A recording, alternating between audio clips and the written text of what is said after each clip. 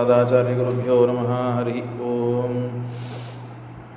ನಾರಾಯಣಾಯ ಪರಿಪೂರ್ಣಗುಣಾರ್ಣವಾಯ ವಿಶ್ವೋದಯಸ್ಥಿತಿಲಯೋ ನಿಯತಿಪ್ರದಾಯ ಜ್ಞಾನಪ್ರದಾಯ ವಿಬುಧಾಸುರಸೌಖ್ಯದುಃಖಸತ್ಕಾರಣಾಯ ವಿತತಾಯ ನಮೋ ನಮಸ್ತೆ. ಧರ್ಮವಿಜ್ಞಾನವೈರಾಗ್ಯಪರಮೈಶ್ವರ್ಯಶಾಲಿನಃ ಆನಂದತೀರ್ಥಭಗವತ್ಪಾದಾನ್ ವಂದೇ ನಿರಂತರಂ. ಚಿತ್ರೈಃ ಪದೈಶ್ಚ ಗಂಭೀರೈರ್ವಾಕ್ಯೈರ್ಮಾನೈರ್ಖಂಡಿತೈಃ ಗುರುಭಾವಂ ವ್ಯಂಜಯಂತಿ ಭಾತಿ ಶ್ರೀಜಯತೀರ್ಥವಾ. ನವಮಿನ್ಯಾಯ ಸುಧಾಧಿಕೃಜ್ಜಯ ಮುನೀನ್ ಶ್ರೀಪಾದರಾಟ್ಸನ್ಮಣೀನ್ ವ್ಯಾಸಾರ್ಯಾನ್ ವಿವಿಧಾಗಮಾಬ್ಧಿವಿಹರಾನ್ ಶ್ರೀವಾದಿರಾಜಾನಪಿ ವಂದೇ ಹಂಸವರಾನ್ ರಘುತ್ತಮಗುರೂನ್ ವೈದಗ್ಧ್ಯವಾರಾನಿಧೀನ್ ಶ್ರೀಸತ್ಯವ್ರತರಾಘವೇಂದ್ರ ಮುನಿಪಾನ್ ಸದ್ಬೋಧಸಧ್ಯಾನಪಾನ್ ವಿದ್ಯಾಯಾಂ ವಿಬುಧಾಚಾರ್ಯಂ ವೇದಜ್ಞಾನಾಬ್ಧಿಚಂದಿರಂ ದುರ್ಮತಧ್ವಾಂತಮಾರ್ತಂಡಂ ಸತ್ಯಧ್ಯಾನಮುನಿಂ ಭಜೆ. ಸತ್ಯಾಭಿಜ್ಞಕರಾಬ್ಜೋತ್ಥಾನ್ ಪಂಚಾಶದ್ವರ್ಷಪೂಜಕಾನ್ ಸತ್ಯಪ್ರಮೋದತೀರ್ಥಾರ್ಯಾನ್ ನೌಮಿನ್ಯಾಯ ಸುಧಾರತಾನ್.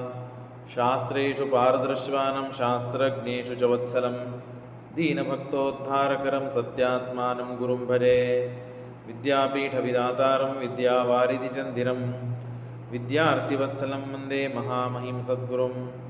ಆಪಾದಮೌಲಿಪರ್ಯಂతం ಗುರುಣಾಂ ಆಕೃತಿಂ ಸ್ಮರೇತ್ ತೇನ ವಿಘ್ನಾಃ ಪ್ರಣಶ್ಯಂತಿ ಸಿದ್ಧ್ಯಂತಿ ಚ ಮನೋರಥಾಃ. ಶ್ರೀಗುರುಭ್ಯೋ ನಮಃ. ಹರಿ ಓಂ. ಶ್ರೀಮನ್ಮಹಾಭಾರತ ತಾತ್ಪರ್ಯನಿರ್ಣಯ 19ನೇ ಅಧ್ಯಾಯ. 2 ದಿನಗಳ ಕಾಲ ಧನುರ್ಮಾಸದ ನಿಮಿತ್ತಕವಾಗಿ ಧನುರ್ಮಾಸ ಮಹಾತ್ಮ್ಯವನ್ನು ಪ್ರವಚನ ಹೇಳಿತ್ತು. ಹಾಗಾಗಿ 2 ದಿವಸ ಮಹಾಭಾರತ ತಾತ್ಪರ್ಯನಿರ್ಣಯ ಪಾಠ ಇದ್ದಿದ್ದಿಲ್ಲ. ಮತ್ತೆ ಪುನಃ ಈ ಪಾಠ ಪ್ರಾರಂಭವಾಗಿದೆ. 19ನೇ ಅಧ್ಯಾಯ ನಡೆದಿತ್ತು. ಬಕಾಸುರನ ಸಂಹಾರವನ್ನು ಮಾಡಿದ್ದಾರೆ ಭೀಮಸೇನ ದೇವರು. ತಮಗೆ ಆಪತ್ತು ಬಂದಾಗ ರಕ್ಷಣೆಯನ್ನು ಕೊಟ್ಟಂತಹ ಯಾವ ಬ್ರಾಹ್ಮಣರಿದ್ದರೋ ವೇದವ್ಯಾಸ ದೇವರ ಶಿಷ್ಯರು, ಆ ಶಿಷ್ಯರ ಮನೆಯಲ್ಲಿ ಇದ್ದಾಗ ಆ ಬ್ರಾಹ್ಮಣರಿಗೆ ತೊಂದರೆ ಬಂತು. ಎಲ್ಲರದೊಂದು ಸರದಿ ಇತ್ತು, ಪಾಳಿ ಇತ್ತು. ಆ ಪಾಳಿ ಪ್ರಕಾರ 13 ವರ್ಷದಿಂದ ಇದೇ ಕೆಲಸವನ್ನು ಮಾಡ್ತಾ ಇದ್ದ ಬಕಾಸುರ ಪ್ರತಿ ದಿನವೂ ಒಂದೊಂದು ಮನೆಯಿಂದ ಇಷ್ಟಿಷ್ಟು ಭಕ್ಷ್ಯಭೋಜ್ಯಗಳು, ಆಹಾರ, ಮನುಷ್ಯ ಎಲ್ಲರೂ ಹೋಗಿ ಇವನಿಗೆ ತುತ್ತಾಗಬೇಕು. ಹೀಗೆಲ್ಲ ನಡೀತಾ ಇತ್ತು. ಇವರು ಮನೆಗೆ ಸರದಿ ಬಂದಾಗ ಭೀಮಸೇನ ದೇವರು ಕೇಳಿದರು. ನಂತರದಲ್ಲಿ ಕುಂತಿನ ಭೀಮಸೇನ ದೇವರು ಕಳಿಸಿದಾಗ ಕುಂತಿ ಮಾತು ಕೊಟ್ಟು ಬರ್ತಾಳೆ, ನೀವೇನೂ ಕಾಳಜಿ ಮಾಡಬೇಡ್ರಿ, ನಮಗೆ 5 ಜನ ಮಕ್ಕಳಿದ್ದಾರೆ, ಅದರಲ್ಲಿ ಭೀಮ ಅತ್ಯಂತ ಬಲಿಷ್ಠ, ಅವನನ್ನು ಕೊಟ್ಟು ಕಳಿಸ್ತೇನೆ ಅಂದಾಗ ಧರ್ಮರಾಜ ತಕರಾರು ಮಾಡ್ತಾನೆ. ಈ ಭೀಮನ ಮೇಲೇನೆ ನಾವು ಆಸೆ ಇಟ್ಕೊಂಡು ಕೂತಿದ್ದು ರಾಜ್ಯವನ್ನು ಪಡೆಯೋದಕ್ಕಾಗಿ, ನೀನು ಹೀಗೆ ಮಾತು ಕೊಟ್ಟು ಬರಬಾರ್ದಾಗಿತ್ತು ಅಂದಾಗ ಭೀಮ ಯಾರು ಅಂತನ್ನೋದನ್ನು ಧರ್ಮರಾಜನಿಗೆ ಅತೀ ಸ್ಪಷ್ಟವಾಗಿ ತಾನು ಹೇಳ್ತಾಳೆ. ಇವನು ಹುಟ್ಟಿದಾಗ ಶತಶೃಂಗ ಪರ್ವತ ಒಡೆದು ಹೋಗಿದೆ. ವಾಯುದೇವರೇ ಮನುಷ್ಯರಾಗಿ ಅವತಾರ ಮಾಡಿದ್ದಾರೆ. ಯಾಕೆ ಕರೆದವಳೇ ನಾನು ಮತ್ತು ನಿಮ್ಮ ತಂದೆ ಪಾಂಡುರಾಜ. ಹಾಗಾಗಿ ಪೂರ್ಣ ಅನುಗ್ರಹ ವಾಯುದೇವರದ್ದು ಇದೆ, ಭಗವಂತನದ ಅನುಗ್ರಹ ಇದೆ, ಪೂರ್ಣ ವಾಯುದೇವರ ಅವತಾರರಾಗಿದ್ದಾರೆ, ಏನೂ ಕಾಳಜಿ ಮಾಡೋದು ಬೇಡ ಅಂತ ಹೇಳಿ ಭೀಮಸೇನ ದೇವರು ಹೋಗಿ ಅವನ ಜೊತೆಗೆ ಯುದ್ಧವಾಡಿ, ಘನಘೋರವಾದ ಯುದ್ಧವಾಡಿ ಅವನನ್ನು ಕೊಂದು ಹಾಕಿದ್ದಾರೆ. ಶೀಳಿ ಬಗೆದು ಊರಿನ ಅಗಸಿ ಬಾಗಲಕ್ಕೆ ಅವನನ್ನು ಕಟ್ಟಿಟ್ಟು ಎಲ್ಲ ಜನರ ನೋಡಿ ನಿಶ್ಚಯ ಮಾಡಿಕೊಂಡು ಸತ್ತಿದ್ದಾನೆ ಅಂತ ಹೇಳಿ ಹಬ್ಬವನ್ನು ಆಚರಣೆ ಮಾಡಿದ್ದಾನೆ. ಏನ್ರಿ, ಪ್ರತಿನಿತ್ಯ ಒಬ್ಬೊಬ್ಬ ಮನುಷ್ಯ ಒಂದೊಂದು ಮನೆಯಿಂದ ಹೋಗಿ ಬಲಿ ಹಾಕಬೇಕು ಅಂದರೆ ಇದು ಎಷ್ಟು ದುರಂತ. ನಾವು ಒಂದು ಮನೆಯಿಂದ ಇಷ್ಟು ಬಗಸಿ ಅಕ್ಕಿ ಇನ್ನೊಬ್ರಿಗೆ ಕೊಡಲಿಕ್ಕೆ ಹಿಂದೆ ಮುಂದೆ ವಿಚಾರ ಮಾಡ್ತೇವೆ ಈಗಿನ ಅವಸ್ಥೆಯಲ್ಲಿ. ಅಂಥದ್ದು ಸಮೃದ್ಧ ಭಕ್ಷ್ಯಭೋಜ್ಯಗಳನ್ನು ಮಾಡಿ ಅನಂತರದಲ್ಲಿ ಒಬ್ಬ ಮನುಷ್ಯನನ್ನು ಯಾರೇ ಒಬ್ಬ ಮನುಷ್ಯನು ಹೋಗ್ಬೇಕು ಗೊತ್ತಿಲ್ಲ, ಅವನಿಗೆ ನರಭಕ್ಷಕ ಅವನು. ಹಾಗಾಗಿ ಬಹಳ ದೊಡ್ಡ ಸಮಸ್ಯೆ ಇತ್ತು. ಆ ಸಮಸ್ಯೆಯನ್ನು ಭೀಮಸೇನ ದೇವರು ಪರಿಹಾರ ಮಾಡಿದ್ದಕ್ಕೆ ಬಹಳ ಸಂತೋಷವಾಗಿ ಎಲ್ಲ ಕಡೆಗೆ ಹಬ್ಬವನ್ನು ಆಚರಣೆ ಮಾಡಿದ್ದಾರಂತೆ. ನರಸಿಂಹದಿ ಅನ್ನವನ್ನು ಎಲ್ಲ ಕಡೆಗೆ ಅನ್ನವನ್ನು ಮಾಡಿ ಎಲ್ಲರಿಗೆ ಊಟಕ್ಕೆ ಹಾಕಿದ್ದಾರೆ. ನರಸಿಂಹದೇವರಿಗೆ ಭೀಮಸೇನ ದೇವರು ಸಮರ್ಪಣೆ ಮಾಡಿ ಎಲ್ಲರಿಗೆ ಅನ್ನದಾನವನ್ನು ಮಾಡಿದ್ದಾರೆ. ಉತ್ಪತ್ತಿ ಪೂರ್ವಕ ಕಥಾಂ ದೃಪದಾತ್ಮಜಾಯ ಇಷ್ಟು ಆಗಿದೆ. ಎಲ್ಲ ಕಡೆಗೆ ವಾರ್ತೆ ಬಂದಿದೆ, ಸುದ್ದಿ ಬಂದಿದೆ. ದೃಪದ ರಾಜ ತನ್ನ ಮಗಳಿಗೆ ಮತ್ತು ಸ್ವಯಂವರವನ್ನು ನಿಶ್ಚಯ ಮಾಡಿದ್ದಾನೆ. ತನ್ನ ಮಗಳನ್ನು ಪಡಿಬೇಕು ಅಂತಾದರೆ ಒಂದು ಕರಾರಿದೆ. ಆ ಕರಾರನ್ನು ಯಾರು ಮಾಡ್ತಾರೋ, ಆ ನಿಯಮವನ್ನು ಯಾರು ಪರಿಪಾಲನೆ ಮಾಡ್ತಾರೋ ಅವರಿಗೆ ಮತ್ತು ತನ್ನ ಮಗಳನ್ನು ಕೊಟ್ಟು ಮದುವೆ ಮಾಡ್ತಾನಂತೆ ಅಂತ ಸುದ್ದಿ ಗೊತ್ತಾಯಿತು. ಹಾಗಾಗಿ ಎಲ್ಲ ಬ್ರಾಹ್ಮಣರು ತಯಾರಾದರಂತೆ. ಈ ಬ್ರಾಹ್ಮಣನಿಗೂ ಹೇಳ್ತಾರೆ, 5 ಜನ ಬ್ರಾಹ್ಮಣರು, ನೀವು ನಡ್ರಿ ನಮ್ಮ ಜೊತೆಗೆ, ಅಲ್ಲಿ ಊಟಕ್ಕೆ ಸಿಗ್ತದೆ, ಆರಾಮಾಗಿ ಊಟ ಮಾಡೋಣ ಅಂದಾಗ ಬ್ರಾಹ್ಮಣ ಇತಿ ಭುಜಿರ್ಭವಿತಾ ಇತಿ ಚೋಚುಹು. ಬ್ರಾಹ್ಮಣರಿಗೆ ಆಗಿನ ಕಾಲದಲ್ಲಿ ಬಹಳ ಊಟಕ್ಕೆ ತೊಂದರೆ ಇತ್ತು.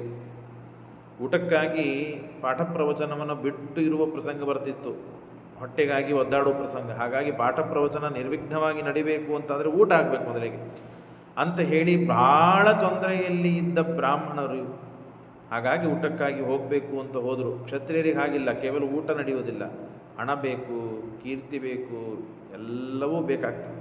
ಹಾಗಾಗಿ ಬ್ರಾಹ್ಮಣರು ಇವರು ಭೋಜನ ಪ್ರಿಯ. ಇದರ ಬಗ್ಗೆ ನಾನು ಕಳೆದ ಪಾಠದಲ್ಲಿ ಮಾತನಾಡಿದ್ದೇನೆ. ಹಾಗಾಗಿ ಬ್ರಾಹ್ಮಣ ಯಾಕೆ ಭೋಜನ ಪ್ರಿಯ ಅಂತನೂ ವಿಷಯಕ್ಕೆ ಶ್ರೀಮದಾಚಾರ್ಯ ನಿರ್ಣಯ ಕೊಡ್ತಾರೆ.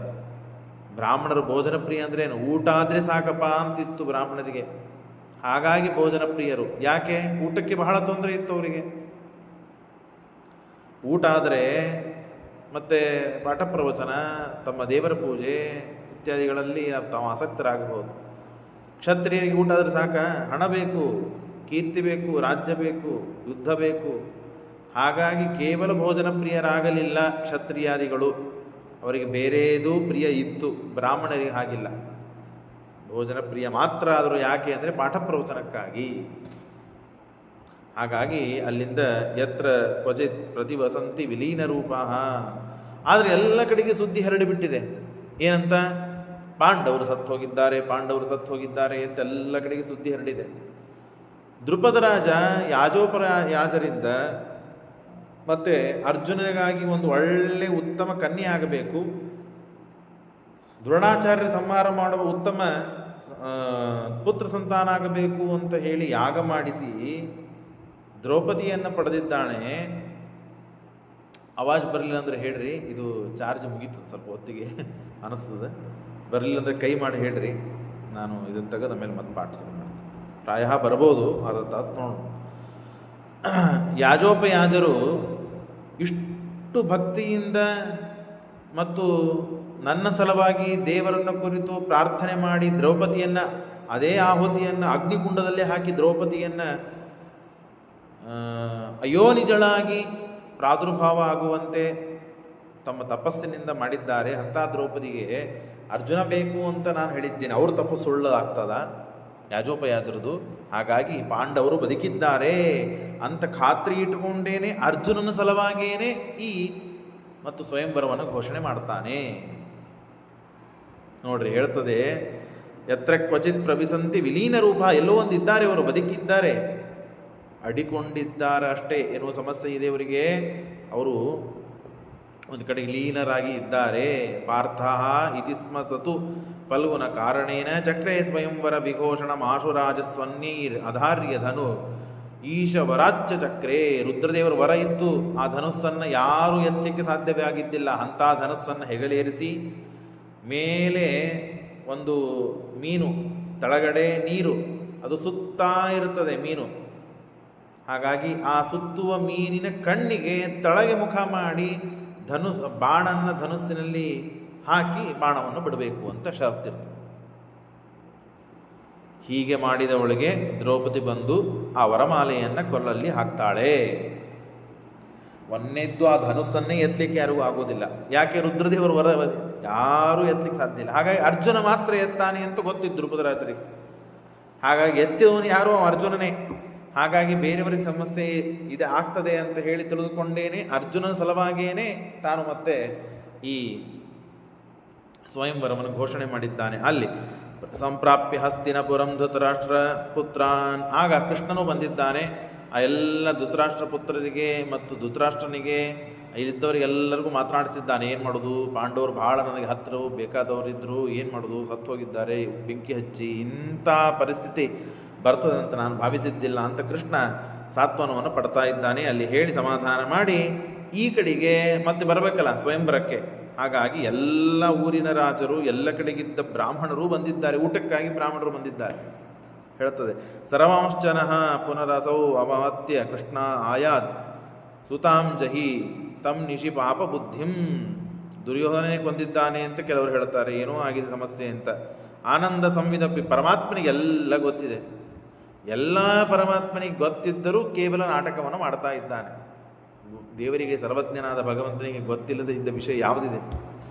ಎಲ್ಲವನ್ನು ತಿಳಿದವನು ಅವನು ನಾಟಕ ಮಾಡ್ತಾನೆ. ಶ್ರುತ್ವಾ ತದೀಯ ವಚನಂ ಭಗವಾನ್ ಪುರೀಂ ಸ್ವಂ ಆಯಾತ ಏವಚ ನಿಶಮ್ಯ ಮಹೋತ್ಸವಂ ತಂ. ಆಗ ಕೃಷ್ಣನು ಸ್ವಯಂ ಮತ್ತೆ ಪಾಂಚಾಲ ನಗರಿಗೆ ಬಂದಿದ್ದಾನೆ. ಪಾಂಚಾಲ ನಗರಕ್ಕೆ ಹೋಗಬೇಕು ಅಂತ ಹೇಳಿ ಸ್ವಯಂ ಮತ್ತು ವೇದವ್ಯಾಸ ದೇವರಿಂದ ಕೂಡಿಕೊಂಡು ತಾವು ಬರ್ತಾ ಇದ್ದಾರೆ. ಹಿಂದೆ ಭೀಮ, ಕತ್ತಲು, ಕಾಡು ಎಲ್ಲ, ಇವರೆಲ್ಲ ರಥದಲ್ಲಿ ಕೂತು ಬರ್ತಾ ಇದ್ದಾರೆ. ಉಳಿದೆಲ್ಲ ರಾಜರು ಇವರೆಲ್ಲ ನಡೀತಾ ಬರಬೇಕಲ್ಲ. ಮಧ್ಯದಲ್ಲಿ ಗಂಗಾ ನದಿ ಕೂಡ ಇದೆ. ಹಾಗಾಗಿ ಎಲ್ಲರನ್ನೂ ನೋಡ್ತಾ ರಕ್ಷಣೆ ಮಾಡೋದಕ್ಕಾಗಿ ಭೀಮಸೇನ ದೇವರು ಹಿಂದುಗಡೆ ಇದ್ದಾರೆ. ಮುಂದೆ ಬಂದರೆ ಆಪತ್ತು ಪರಿಹಾರ ಮಾಡಲಿಕ್ಕೆ ಅರ್ಜುನ ಇದ್ದಾನೆ. ಧರ್ಮರಾಜ, ನಕುಲ, ಸಹದೇವ, ಕುಂತಿ ಇವರೆಲ್ಲ ಮಧ್ಯದಲ್ಲಿದ್ದಾರೆ.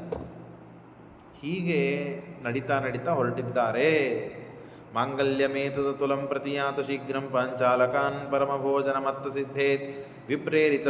ಹಾಗೆ ಬ್ರಾಹ್ಮಣರು ಇದ್ದಾರೆ ಅನೇಕ ಜನ. ಇವರಷ್ಟೇ ಅಲ್ಲ, ಇವರ ಜೊತೆಗೆ ಇವರು ಬ್ರಾಹ್ಮಣರ ವೇಷವನ್ನು ಹಾಕಿದ್ದಕ್ಕಾಗಿ ನಡ್ರಿ ಬ್ರಾಹ್ಮಣರು ಎಲ್ಲರೂ ಕೂಡ ಹೋಗೋಣ, ಅಲ್ಲಿ ಊಟ ಸಿಗ್ತದೆ ಅಂತ ಹೇಳಿ ವಿಪ್ರೇರಿತಸ್ತತ ಇತೀರಿತ ವಾಕ್ಯಮೇತೆ ಶೃಣ್ವಂತ ಏವ ಪರಿಚಕ್ರು ಮುತಾತ್ತವಾಶಾಂ.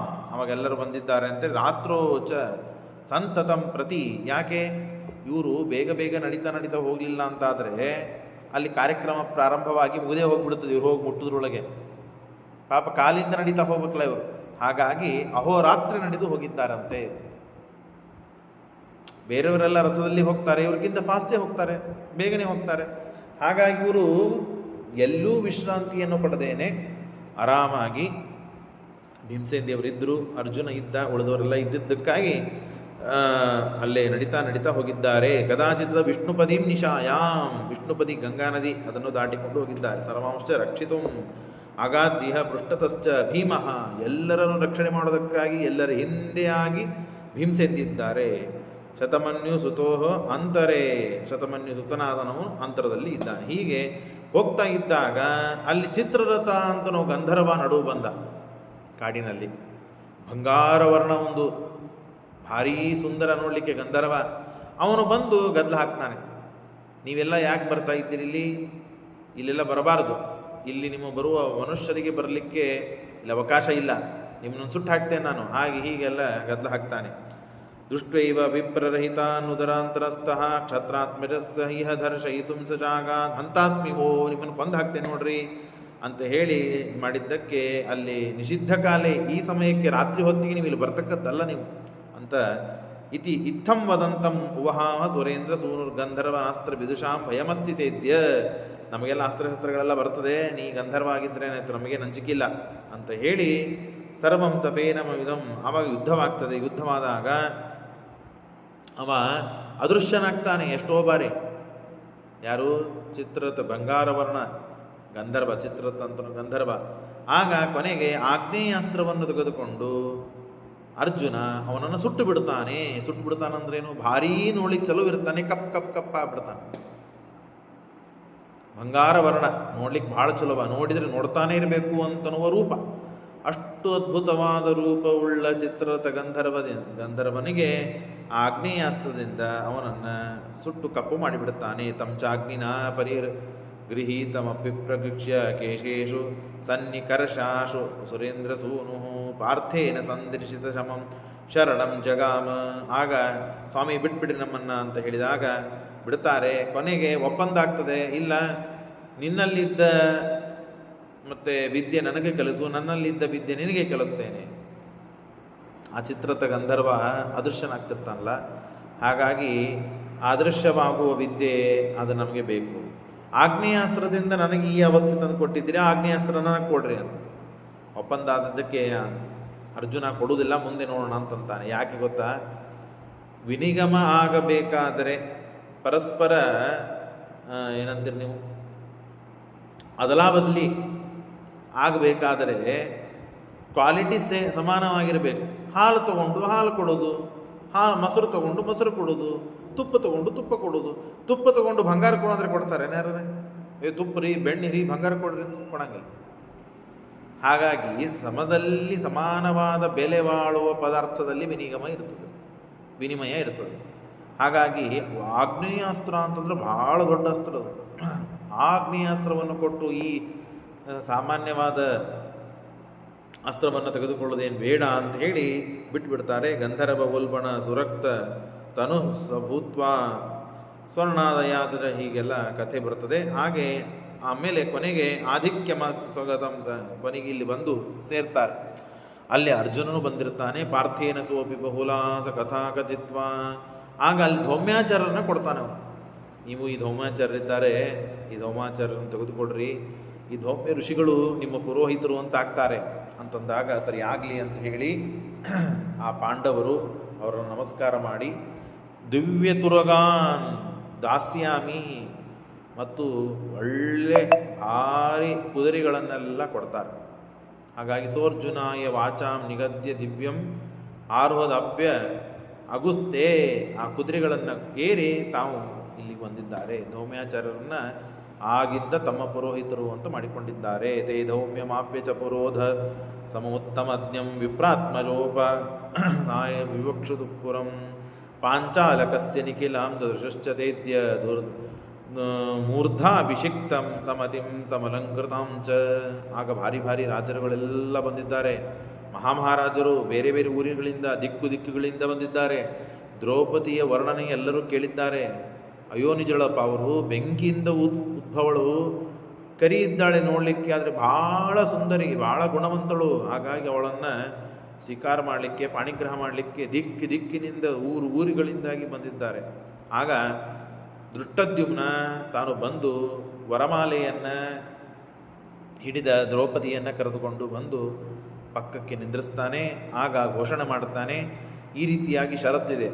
ಯಾರು ಇಲ್ಲಿ ಪಂಚಬಾಣಗಳನ್ನು ಇಟ್ಟಿದ್ದೇವೆ, 5 ಬಾಣಗಳು, ಇಲ್ಲಿ ಧನುಸ್ಸಿದೆ, ಆ ರುದ್ರದೇವರ ವರದಿಂದ ಬಂದ ಧನುಸ್ಸು. ಆ ಧನುಸ್ಸನ್ನು ಹೆಗಲೇರಿಸಿ 5 ಬಾಣಗಳಲ್ಲಿ ಯಾವುದಾದ್ರೂ ಒಂದು ಬಾಣು ಮೊದಲೇ ಬಾರಿ ಮಿಸ್ ಆಯಿತು ಅಂದರೆ ಇನ್ನೊಮ್ಮೆ ಆಪ್ಷನ್ ಅದ. ಈಗ 5 ಬಾಣ ಇಟ್ಟಿದ್ದೇವೆ. 5 ಬಾಣ ಒಳಗೆ 1ನೇ ಬಾಣಕ್ಕೆ ಹೊಡೆದ್ರು ಸರಿನೇ ಸರಿ, 4 ತಪ್ಪಿತು, 5ನೇದಕ್ಕೆ ಹೊಡೆದ್ರು ಸರಿನೇ ಸರಿ. ಆ ಮತ್ಸ್ಯದ ಮೀನಿನ ಕಣ್ಣಿಗೆ ಯಾರು ತಳಗೆ ನೋಡಿ, ತಳಗೆ ನೀರಿರುತ್ತದೆ, ಎಣ್ಣೆ ನೀರು, ಆ ನೀರಿನನ್ನು ನೋಡಿ ಮೇಲೆ ಇದ್ದ ಮತ್ಸ್ಯ ಕಟ್ಟಿರ್ತಾರೆ. ಆ ಮತ್ಸ್ಯವನ್ನು ಕಣ್ಣಿಗೆ ಹೊಡೆದ್ರೆ ಭಾರಿ ಧನುರ್ಧಾರಿಗಳು ಅಂತ ಆಗ್ತದೆ, ಭಾರಿ ಪರಾಕ್ರಮಿಗಳು. ಅವರಿಗೆ ದ್ರೌಪದಿ ದೇವಿ ವರಮಾಲೆಯನ್ನು ಹಾಕ್ತಾಳೆ. ಏತೇನ ಕಾರ್ಮುಕಕರೇಣ ತರೂಪತಸ್ತಂ ಮತ್ಸ್ಯಾವಭಾಸದ ಮುಖೇ ಪ್ರತಿವೀಕ್ಷಯೇನ ಏತೈಶರೈಃ ಪ್ರತಿಹತೋ ಭವತೀಹ ಮತ್ಸ್ಯಃ ಕೃಷ್ಣಾನು ಯಾಸ್ಯತಿ ತಮದ್ಯ ನರೇಂದ್ರ ವೀರ. ಹೀಗೆ ಮಾಡಿದ ಮಹಾನುಭಾವರು ವೀರರು ಅಂತಾಗ್ತಾರೆ. ನೀವು ಮಾಡಬೇಕು. ಇತ್ಯಸ್ಯ ವಾಕ್ಯಮನು ಸರ್ವ ನರೇಂದ್ರ ಪುತ್ರ. ಎಲ್ಲರೂ ಮತ್ತೆ ನಾ ಮಾಡ್ತೀನಿ ಅಂಥೇಳಿ ಕೆಲವರು ಮುಂದಾಗ್ತಾರೆ, ಕೆಲವರು ಹೋಗೇ ಬಿಡುತ್ತಾರೆ. ಅಯ್ಯೋ, ಈ ಜೀವಧನುಸ್ಸನ್ನು ಹೆಗಲ ಮೇಲೆ ಇರಿಸುವುದೇನು, ಬಾಣ ಹೊಡೆಯುವುದೇನು, ಅದು ಮೇಲ್ ನೋಡಿ, ಎಲ್ಲ ತಳಗೆ ನೋಡಿ ಮೇಲೆ ಹೊಡಿಬೇಕಂತ. ಇದೆಲ್ಲ ಎಲ್ಲಿ ಸಾಧ್ಯ ನಮಗೆ, ಬೇಡ ಅಂತ ಕೆಲವರು ಉಡೇ ಹೋಗ್ಬಿಟ್ರಂತೆ. ಕೆಲವರು ಮಾಡ್ತೀವಂತ ಮುಂದೆ ಬಂದಂತೆ. ಅಸ್ತ್ರಂಬಲಂಚ ಬಹು ನೈಜಮ ಅಭೀಕ್ಷಮಾಣ ಸ್ಪರ್ಧಂತ ಏವ ಚ ಮಿತಲ ಸಮಲಂಕೃತಾಂಗಾ ಕೇಚಿನ್ನಿರೀಕ್ಷ ಧನುರೇತ್ಯ ಚತೆ ಶುಶಕ್ಯಂ. ಬೇಡ, ನಮ್ಮ ಸಮಾಸನೆ ಬೇಡ, ನಮಗೆ ತಂಟಿನೇ ಬೇಡ ಅಂತ ಹೋದವರೇ ಬಹಳ ಜನ. ಅಷ್ಟರಲ್ಲಿ ಒಬ್ಬ ಶುಶುಪಾಲ ಮೊದಲಿಗೆ ಬಂದಿದ್ದಾನಂತೆ. ಬಂದು ಭಾರಿ ಸಮರ್ಥವನು.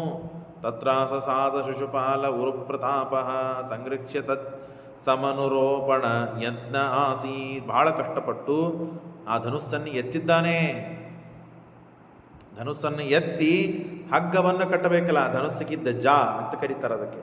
ಹಗ್ಗವನ್ನು ಕಟ್ಟಬೇಕು ಅಂತ ಹೊರಟಿದ್ದಾನೆ. ಮಾಷ, ಒಂದು ಉದ್ದು ಕಾಳು ಇರ್ತದಲ್ಲ, ಆ ಉದ್ದಿನ ಕಾಳದಷ್ಟು ಗ್ಯಾಪ್ ಇತ್ತು.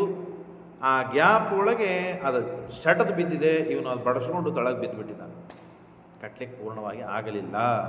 ಮಾಷಾಂತರಾಯಸ ಚಕರ್ತ ತದೇವ ಕೋಟ್ಯ ಉನ್ನಮ್ಯ ತತ್ ಪ್ರತಿ ಜಗಾನ ತಮೇವ ಚಾಶು ಅನ್ಯತ್ರ ಫಲ್ಗುಣತ ಏತದ ಅಶಕ್ಯಮೇವ ಅಜ್ಜೋ ಗಿರೀಶ ವರತಃ ಸದಯೌ ಸಭಗ್ನಃ. ರುದ್ರದೇವರ ವರ ಇದೆರಿ. ರುದ್ರದೇವರ ಅನುಗ್ರಹ ಇದ್ದವರಿಗೆ ಮಾತ್ರ ಸಾಧ್ಯ, ಅದು ಎಲ್ಲರಿಗೂ ಸಾಧ್ಯವಿಲ್ಲ. ಹಾಗಾಗಿ ಬಿದ್ದು ಬಿಟ್ಟ. ಆಮೇಲೆ ಮದ್ರೇಶ ಶಲ್ಯ ಬರ್ತಾನೆ. ಭಾರಿ ಪರಾಕ್ರಮಿ. ಶಲ್ಯ ಅಂದರೆ ಹಾಗಾಗಿ ಮದ್ರೇಶ ಎತ್ತಿ ಚಕೃತೆ ಸ್ಥವಿರೋಪಿ ವೀರಾತ್, ಸರಳ ಎತ್ತಿದ. ಎತ್ತಿ ತೇದೀಶತೋಪ್ಯಧಿಕಮೇವ ಚ ಮುದ್ಗ ಮಾತ್ರೇ, ಒಂದೇ ಒಂದು ಹೆಸರು ಕಾಳು, ಆ ಹೆಸರು ಕಾಳಿದಷ್ಟು ಮತ್ತೇನಪ್ಪ ಅಂದರೆ ಗ್ಯಾಪ್ ಉಳಿತು. ಅವನು ತೊಳಗೆ ಬಿದ್ದ, ಆಗಲಿಲ್ಲ. ಶಿಷ್ಟೇ ಮುನಾ ಪ್ರತಿಹತಸ್ ಯೋ ಶಕ್ಯಂ ಮತ್ವಾತ್ಮನಸ್ತಮನುಭೂಪತಯೋ ವಿಷಣ್ಣಾ. ಆಗ ಮಾಗದ ಬಂದಿದ್ದಾನೆ. ಶಿಶುಪಾಲನಿಗೆ ಆಗಲಿಲ್ಲ, ಶಲ್ಯ ಮಹಾಪರಾಕ್ರಮಿ ಅವನಿಗಾಗಲಿಲ್ಲ. ಈ ಸ್ವಯಂವರ ಅಂತಿಟ್ಟಾಗ ದೊಡ್ಡವರು ಸಣ್ಣವರು ವೃದ್ಧರು ಸಂಬಂಧ ಇಲ್ಲ. ಯಾರು ಈ ಮತ್ತೆ ಚಾಲೆಂಜ್ ಅಂತಾರಲ್ಲ, ಈ ಸ್ವಯಂವರದಲ್ಲಿ ಹೇಳಿದ ಷರತ್ತುಗಳಿಗೆ ಅನುಗುಣವಾಗಿ ನಡೆದುಕೊಂಡು ಆ ಷರತ್ತನ್ನು ಪೂರ್ಣ ಮಾಡುತ್ತಾರೋ ಅವರಿಗೆ ಆ ಕನ್ಯೆ ಸಿಗ್ತದೆ. ಇಷ್ಟೇ. ಮಗಳು ವಯಸ್ಸದವಳು ಇದ್ದಾಳೆ, ನಾನು ಅಜ್ಜ ಆಗಿನಿ, ಎಲ್ಲ ಹೋಗಬೇಕು, ಇವೆಲ್ಲ ಸಂಬಂಧ ಇಲ್ಲ. ಪರಾಕ್ರಮದ ಪ್ರಶ್ನೆ. ಆ ಪರಾಕ್ರಮದಿಂದ ಆ ವಸ್ತುವನ್ನು ಗೆಲ್ಲೋದು, ತೊಗೊಂಡು ಹೋಗೋದು, ಇಷ್ಟಿರ್ತದೆ ಅವಸ್ಥೆ. ಹಾಗಾಗಿ ಮಾಗದ ಬಂದಿದ್ದಾನೆ ಜರಾಸಂಧ. ಆ ಜರಾಸಂಧ ಬಂದರೆ ಮಾಘದ ಆಸಸಾದ ಸೋ ಅವಜ್ಞ ಇವ ಬಲವೀರ್ಯ ಮರ್ದೇನ ದೃಪ್ತ.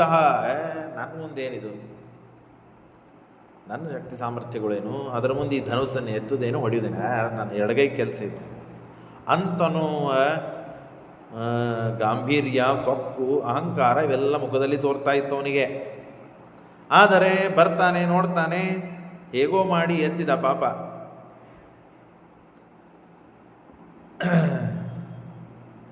ಬಲವೀರ್ಯ ಮದೇನ ದೃಪ್ತ ಚಾಪಂ ಚಕರ್ಷ ಚಲಪಾದ ತಲೋ ಬಲೇನ ಶಿಷ್ಟೇಚ ಸರ್ಷಂ.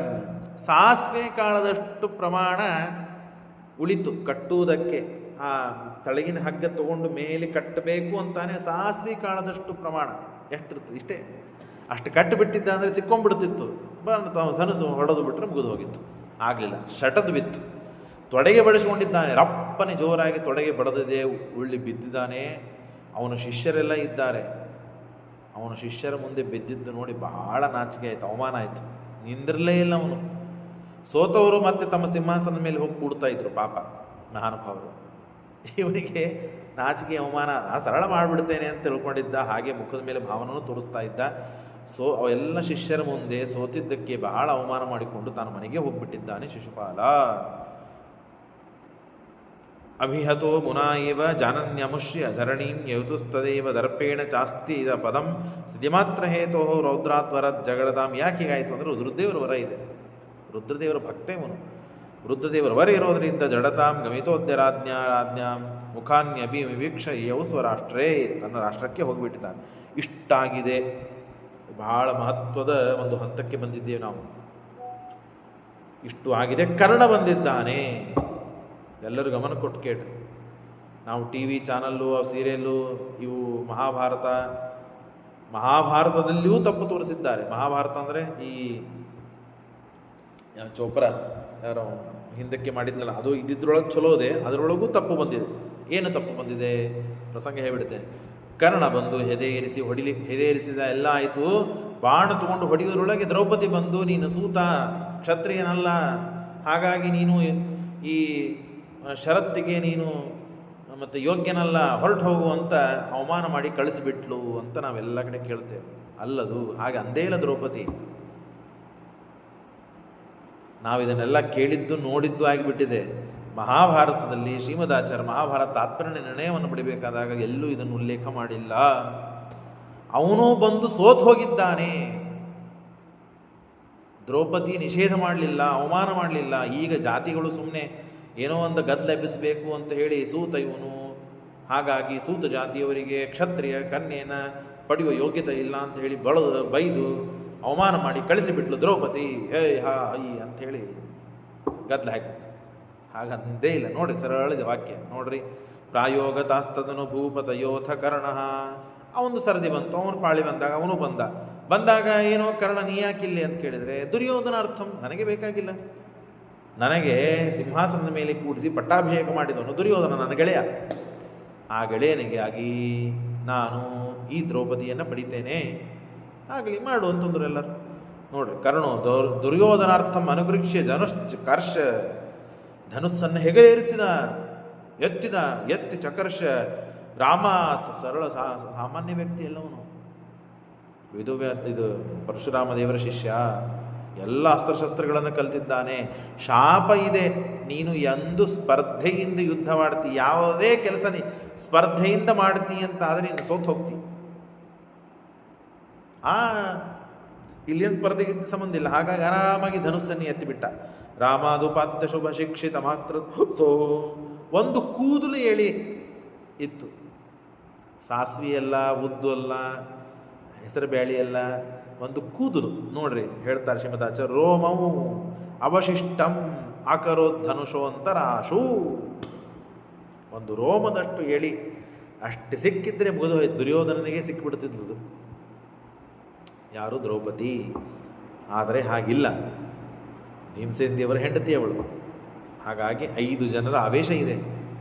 ಹಾಗಾಗಿ ಅವನಿಗೆ ಸಿಗಲಿಲ್ಲ, ಅವನು ಕೂಡ ತಳಗೆ ಬಿದ್ದಿದ್ದಾನೆ. ತಸ್ಮಿಂಚತೆ ನಿಹತೆ ಪ್ರಸಿಸನ್ನಿವೃತ್ತಿ. ಎಲ್ಲ ಕಡೆಗೂ ಹಾಹಾಕಾರ. ಯಾರ ರಾಜರಿಗೂ ಆಗಬಲ್ತ್ರಿ ಸ್ವಾಮಿ, ಇದ್ದವರೆಲ್ಲ ಮಹಾನುಭಾವರೆಲ್ಲ ತಳಗೆ ಶಟತ್ಕೊಂಡು ಬೀಳ್ತಾ ಇದ್ದಾರೆ, ಯಾರಿಗೂ ಏನೂ ಆಗಬಾರ್ದು. ಹಾಗಾದರೆ ದ್ರೌಪದಿ ದೇವಿಯ ಸ್ವಯಂವರ ಆಗೋದೇ ಇಲ್ವಾ ಹಾಗಾದರೆ ಅಂತ ಹೇಳಿ ಕೂತಾಗ ಕೃಷ್ಣ ಬ್ರಾಹ್ಮಣ ವೇಷದಲ್ಲಿ ಇದ್ದ ಅರ್ಜುನ ಭೀಮನ ಕಡೆಗೆ ನೋಡ್ತಾರೆ. ಕೃಷ್ಣ ನೋಡಿದಾಗ ಎದ್ದು ನಿಂತರು. ಎದ್ದು ನಿಂತಾಗ ಎಲ್ಲರೂ ಬ್ರಾಹ್ಮಣ ಏನು ಊಟಕ್ಕೆ ಇನ್ನು ತಡ ಇದೆ, 12ವರೆಗೆ ಊಟಕ್ಕೆ ಹಾಕ್ತಾರೆ, ಕುಡು ನೀ ಯಾಕೆ ಎದ್ದು ನಿಂತಿ ಅಂತ ಹೇಳಿ ಎಲ್ಲರೂ ಅವರಿಗೆ ಅವಮಾನ ಮಾಡ್ತಾರೆ. ತಾವು ಕೂಡು ಅಂತ ಹೇಳಿ. ಉತ್ತಸ್ಥತು ರವಿಶಶಿ ಪ್ರವಿತಾನ ರೂಪವು ವಿಪ್ರೇಶು ತತ್ರ ಭಿಯಾ. ಆದರೆ ಅವರು ಧೈರ್ಯ ಮತ್ತು ದೇಹದಲ್ಲಿದ್ದ ದಾರ್ಢ್ಯ ಇವುಗಳು ನೋಡಿದರೆ ಬ್ರಾಹ್ಮಣರು ಅಂತ ಅನ್ನಿಸ್ಲಿಕ್ಕೆ, ಬ್ರಾಹ್ಮಣರು ಆಳ್ಕೊಳ್ಳೋ ಇರ್ತಾರೆ. ಅವರು ತಪಸ್ಸಿನಿಂದ ಬಲಿಷ್ಠರೇ ಹೊರತು ಶಕ್ತಿಯಿಂದ ಬಲಿಷ್ಠರಲ್ಲವರು. ಹಾಗಾಗಿ ಆಳ್ಕೊಳ್ಳಿರ್ತಾರೆ. ಇವರು ಆದರೂ ಬ್ರಾಹ್ಮಣರ ಅಂತ ಹಿಂಗೆ ಎಲ್ಲರಿಗೂ ಸ್ವಲ್ಪ ಸಂದೇಹ ಬರ್ತಿತ್ತು. ಆದರೂ ವಿಪ್ರಾಶ್ಚ ಕೇಜಿದತಿ ಯುಕ್ತಿ ತಮೋಚ ವೇದ್ಯೋ ದೇವೋ ಎಲ್ಲರೂ ಬೈತಾರೆ. ಆದರೆ ಕೃಷ್ಣನ ಮುಖವನ್ನು ನೋಡಿ ಅವನ ಸೊನ್ನೆಗಳನ್ನು ಅರ್ಥ ಮಾಡಿಕೊಂಡು ಏನಾಯಿತು, ಕ್ಷತ್ರಿಯರಿಗಾಗಲಿ ಅಂದರೆ ಬ್ರಾಹ್ಮಣರಿಗೆ ಅವಕಾಶ ಇದೆ ಅಂತ ಹೇಳಿ ಎಲ್ಲರೂ, ಕೆಲವರು ಬೈದರು, ಕೆಲವರು ಜಯ ಜಯಕಾರ ಮಾಡಿದರೆ ನೋಡ್ರಿ ಬ್ರಾಹ್ಮಣರಿಗೇನು ಕಮ್ಮಿ ಇದೆ, ನಡ್ರಿ ನೀವು ಹೋಗ್ರಿ. ಕೆಲವರು ಅಂತ ಇಷ್ಟೆಲ್ಲ ಮಹಾನು ಕ್ಷತ್ರಿಯರು ಆಗಲಿಲ್ಲ, ನೀವ್ಯಾಕೆ ಹೋಗಿ ಅವಮಾನ ಮಾಡ್ಕೊಳ್ತೀರಪ್ಪ, ಬಿಟ್ಬಿಡ್ರಿ ಅಂತಂದಾಗ ಭೀಮಸೇನ ದೇವರು ಆ ಧನುಸ್ಸಿನ ಹತ್ತಿರ ಬಂದು ನಿಂದಿರುತ್ತಾರೆ. ಅರ್ಜುನ ಬರ್ತಾನೆ, ಆ ಧನುಸ್ಸನ್ನು ಎತ್ತಾನೆ. ಆರಾಮಾಗಿ ಅಲ್ಲಿ ರುದ್ರದೇವರ ವರ ಇರ್ತದೆ. ಹಾಗಾಗಿ ಆರಾಮಾಗಿ ಬಂದು ಧನುಸ್ಸನ್ನು ಎತ್ತಿ ಆ ಹಗ್ಗವನ್ನು ಕಟ್ತಾನೆ. ಕಟ್ಟಿ ತಳಗೆ ನೋಡಿ ಮೇಲೆ ತಿರುಗುವಂತಹ ಮತ್ಸ್ಯದ ಕಣ್ಣಿಗೆ ಒಂದೇ ಒಂದು ಬಾಣದಿಂದ ಹೊಡೆದು ಬಿಡ್ತಾನೆ. ಹಾಹಾಕಾರ ಆಗಿದೆ ಎಲ್ಲ ಕಡೆಗೆ. ಯಾರೂ ಸಂತೋಷ ಪಡೋರಿಲ್ಲ. ದ್ರೌಪದಿ ಬಿಟ್ಟು, ದ್ರುಪದರಾಜ ಬಿಟ್ಟು, ಪಾಂಡವರನ್ನು ಕೃಷ್ಣ ಬಿಟ್ಟರೆ ಯಾರೂ ಸಂತೋಷ ಪಡೋರಿಲ್ಲ. ಇದೇನಿದು, ನಾವಿಷ್ಟೆಲ್ಲ ಒದ್ದಾಡಿ ಗುದ್ದಾಡಿ ಏನೇನೋ ಮಾಡಿದರೂ ನಮ್ಮ ಕಡೆಯಿಂದ ಆಗದೇ ಇದ್ದ ಕೆಲಸ ಸರಳ ಒಬ್ಬ ಬ್ರಾಹ್ಮಣ ಮೂಗು ಹಿಡ್ಕೊಂಡು ಜಪ ಮಾಡುವ ಒಬ್ಬ ಬ್ರಾಹ್ಮಣ ಮಾಡಿಬಿಟ್ಟ ಈ ಕೆಲಸವನ್ನ ಅಂತ ಹೇಳಿ ಎಲ್ಲ ಕಡೆ ಹಾಹಾಕಾರ. ಕೃಷ್ಣ ತದಾಸ್ತಿಯ ವಿದಗೆ ನವಕಂಚಮಾಲಾ ಮಧ್ಯೆ ಜತಾಂ ಪ್ರತಿನಿಧಾಯ ನರೇಂದ್ರ ಪುತ್ರು. ಬಂದು ದ್ರೌಪದಿ ದೇವಿ ಅರ್ಜುನ ಕೊಳ್ಳಲ್ಲಿ ಮಾಲೆ ಹಾಕೇ ಬಿಟ್ಲು. ಯಾವುದು ತಡ ಆಗಲಿಲ್ಲ. ಇವರ ತನ ಬರೋದು ಮಾತ್ರ ತಡ ಆಯಿತು. ಯಾಕೆ, ಎಲ್ಲರೂ ತಮ್ಮ ಪರಾಕ್ರಮವನ್ನು ತೋರಿಸಿಕೊಂಡ್ರು, ಎಲ್ಲರೂ ಬಿದ್ದರು, ಎದ್ರು, ಏನೇನೋ ಗದ್ದಲಾಯಿತು. ಕೊನೆಗೆ ಯಾರು ಮಾಡೋರು ಅಂತಂದಾಗ ಕೃಷ್ಣ ನೋಡಿದ್ದಕ್ಕೆ ಇವರಿಬ್ಬರು ಎದ್ರು, ಕೆಲವರು ಬೈದರು, ಕೆಲವರು ಧೈರ್ಯಕಾರ ಹೇಳಿದ್ರು, ಕೆಲವರು ಉದಾಸೀನ ಮಾಡಿದರು. ಅವೆಲ್ಲ ಕಡೆಗೆ ಇರೋದಿಲ್ಲ. ಹಾಗೆಲ್ಲ ಮಾಡಿದ ಮೇಲೆ ಕೊನೆಗೆ ಭೀಮ ಹೋಗಿ ಆ ಧನುಸ್ಸಿನ ಪಕ್ಕಕ್ಕೆ ನಿಂತ. ದ್ರುಪದರಾಜನಿಗೆ ಅರ್ಜುನನಿಗೆ ಕೊಟ್ಟು ಮದುವೆ ಮಾಡಬೇಕು ಅಂತ ಇಚ್ಛೆ. ಹಾಗಾಗಿ ಪಕ್ಕಕ್ಕೆ ನಿಂತ. ಅರ್ಜುನ ಬಂದ, ಆ ಧನುಸ್ಸನ್ನು ಎತ್ತಿದ, ಹೆಗಲೇರಿಸಿ ಲಕ್ಷ್ಯ ಅವನ್ನು ಭೇದಿಸಿ ವರಮಾಲೆಯನ್ನು ಹಾಕಿಕೊಂಡಿದ್ದಾನೆ. ಭೀಮಾರ್ಜನೋ ಏತುರು ಅಚ್ಯುತ ವಿಭಾಸ್ಯ ಕ್ಷುಬ್ಧಸ್ತದ ವರಾಬ್ಧಿ ಆಗ ಎಲ್ಲ ಕಡೆ ಗದ್ದಲ, ಎಲ್ಲ ಕಡೆಗೆ ಹಾಹಾಕಾರ. ಯಾರಿವರು, ಮೋಸ ಆಯಿತು ನಮಗೆ ಅಂತ ಎಲ್ಲ ರಾಜರುಗಳಲ್ಲಿ ಮಾತು ನಡೀತು. ಆವಾಗ ಯುದ್ಧಕ್ಕೆ ಬರ್ತಾರೆ ಎಲ್ಲ ಅಲ್ಲಿ ಸೋತು ಕೂತವರು ಏನಿರ್ತಾರೆ, ಇವನು ಜರಾಸಂಧ ಮುಂಚೆ ಹೋಗಿಬಿಟ್ಟಿರ್ತಾನೆ, ಮದ್ರಾಜ ಶಲ್ಯ ಇರ್ತಾನೆ, ಕರ್ಣ ಇರ್ತಾನೆ, ಶಿಶುಪಾಲ ಇರ್ತಾನೆ, ಇನ್ನು ಮಹಾನುಭಾವರು ಎಲ್ಲರೂ ಇರ್ತಾರೆ. ಅವರೆಲ್ಲರೂ ಹಾ ಅಂತ ಹೇಳಿ ಜಗಳಕ್ಕೆ ಬರ್ತಾರೆ. ಜಗಳಕ್ಕೆ ಬಂದರೆ ಅನಾಯಾಸವಾಗಿ ಅರ್ಜುನ ಭೀಮಸೇನ ದೇವರು ಎಲ್ಲರನ್ನು ಎತ್ತಿ ತೂರ್ತಾ ಇದ್ದಾರೆ. ಗಿಡಗಳನ್ನು ಕಿತ್ತಿ ಕಿತ್ತಿ ಅಪ್ಪಳಿಸ್ತಾ ಇದ್ದಾರೆ ಎಲ್ಲರ ಮೇಲೆ. ಏನು ಪರಾಕ್ರಮ ಈ ಭೀಮಸೇನ ದೇವರು. ಈ ಶಲ್ಯ ಬರ್ತಾನೆ, ಶಲ್ಯ ಬಂದರೆ ಅವನು ಮಹಾಪರಾಕ್ರಮಿ. ಭೀಮಶ್ಚ ಬಲಭದ್ರಶ್ಚ ಮದ್ರರಾಜಶ್ಚ ವೀರ್ಯವಾನ್ ಚತುರ್ಥಃ ಕೀಚಕಶ್ಚೇಷಾಂ ಪಂಚಜಮೋ ನಾನುಶುಶ್ರಮಃ ಅಂತ ದುರ್ಯೋಧನ ಹೇಳುವಂತಹ ಭೀಮಶ್ಚ ಅತ್ಯಂತ ಜಟ್ಟಿಗ, ಭಾರಿ ಬಲಿಷ್ಠ ಅಂತಂದರೆ ಸಮಾಜದಲ್ಲಿ ಭೀಮ ಫಸ್ಟು. ಅಷ್ಟು ಭೀಮನ ಬಗ್ಗೆ ರಿಸರ್ಚ್ ಮಾಡಿಬಿಟ್ಟಿರ್ತಾನೆ ಅವನು. ಭೀಮ ಅಂದರೆ ಏನು ಕತೆ, ಅವನ ಶಕ್ತಿ ಹುಟ್ಟಿದಾಗಿಂದ ನೋಡಿ ನೋಡಿ ನೋಡಿ ತಲೆ ತಿರುಗಿ ಹೋಗ್ಬಿಟ್ಟಿರ್ತದೆ ಅವನಿಗೆ, ದುರ್ಯೋಧನಿಗೆ. ಹಾಗಾಗಿ ಭೀಮಶ್ಚ ಬಲಭದ್ರಶ್ಚ, ಯಾರು ಕೃಷ್ಣನ ಅಣ್ಣ ಬಲರಾಮ, ಮದ್ರಾಜ ಇವನೇ ಶಲ್ಯ, ಚತುರ್ಥ ಕೀಚಕ, ಇಷ್ಟು ಬಲಿಷ್ಠರು ಅಂತ ತಾನು ತನ್ನ ಬುದ್ಧಿ ಪ್ರಕಾರ ದುರ್ಯೋಧನ ಹಾಕ್ಕೊಂಡಿರ್ತಾನೆ. ಅಷ್ಟು ಬಲಿಷ್ಠ. ಅಂಥ ಶಲ್ಯ ಎದುರಿಗೆ ಬಂದರೆ ಎತ್ತಿ ಒಗೆದ್ಬಿಟ್ರು, ನನ್ನ ಆಕಾಶಕ್ಕೆ ಹಾರ್ಕೊಂಡು ಹೋಗ್ಬಿಟ್ಟ ಶಲ್ಯ. ಭೀಮಸೇನರು ಎತ್ತಿ ತೂಡಾಡ್ಬಿಟ್ರು. ನಮ್ಮ ಸೋದರ ಮಾವ ಇವನಿಗೇನು ಆಗಬಾರ್ದು ಅಂತ ಹೇಳಿ ಕೊನೆಗೆ ಕ್ಯಾಚ್ ಅಂತ ಹಿಡಿದ್ರು. ಕ್ಯಾಚ್ ಹಿಡಿದು ಹೋಗು ಮನೆಗೆ ಹೋಗಾರ ಮಲ್ಕೋ ಹೋಗಿ ಕಳಿಸ್ಬಿಟ್ರು. ಅವನ ಮೇಲೆ ಹಾರಿಸಿದಾಗ ನಾ ಸತ್ತೇ ಹೋದೆ ಅಂತ ತಿಳ್ಕೊಂಡಿರ್ತಾನೆ ಶಲ್ಯ. ಇಂತಹ ಪರಾಕ್ರಮ ಭೀಮಸೇನ ದೇವರದು. ಅಂತಹ ಭೀಮಸೇನ ದೇವರು ಅವನನ್ನು ತಳಗೆ ಹಾಕಿ ಹೋಗಪ್ಪ ನೀನು ಮನೆಗೆ ಹೋಗು ಅಂತ. ಇನ್ನು ಉಳಿದವರನ್ನೆಲ್ಲರನ್ನ ಗಿಡಗಳನ್ನು ಕಿತ್ತಿ ಆ ಗಿಡಗಳಿಂದ ಬಡಿತಾ ಇದ್ದಾರೆ ಭೀಮಸೇನ ದೇವರು. ಎಷ್ಟು ಪರಾಕ್ರಮ ಅವರು. ಯಾಕೆ? ಅವ್ರ ಕೈಯಲ್ಲಿ ಗದಾ ಇಲ್ಲಲ್ಲ, ಈಗ ಬ್ರಾಹ್ಮಣ ವೇಷದಲ್ಲಿ ಇದ್ದಾರೆ. ಹಾಗಾಗಿ ಆ ಗಿಡವನ್ನು ತೆಗೆದು ಗದಾ ರೂಪದಲ್ಲಿ ಇಟ್ಟುಕೊಂಡು ಆಪಳಿಸು, ಓಡಾಡಿಸು, ಹೊಡೆಯುವುದು, ಹೀಗೆಲ್ಲ ಮಾಡಿದ್ದಾರೆ. ಹೀಗೆ ಮಾಡಿ ಎಲ್ಲರನ್ನು ಓಡಿಸಿ ವಿಪ್ರೇಶು ದಂಡ ಪಟ ದರ್ಭ ಮಹಾನ್ವಿ ಜೇಷಾತ್ ಕೋಪಾತ್ ವಿಭತ್ಸುತ ವಿನಾಶ್ಯ ಮಾತ್ರ ಭೂಯಾತ್. ಎಲ್ಲರೂ ಏನಪ್ಪ ಬ್ರಾಹ್ಮಣರು, ಯಾರಿವರು ಅಂತ ಹೇಳಿ ಎಲ್ಲ ಕಡೆಗೆ ಹಾಹಾಕಾರ ನಡೀತಾ ಇದೆ. ಮತ್ತೆ ಮುಂದೆ ನಾಳಿನ ಭಾಗವನ್ನು ಕೇಳೋಣ. ಶ್ರೀಕೃಷ್ಣ.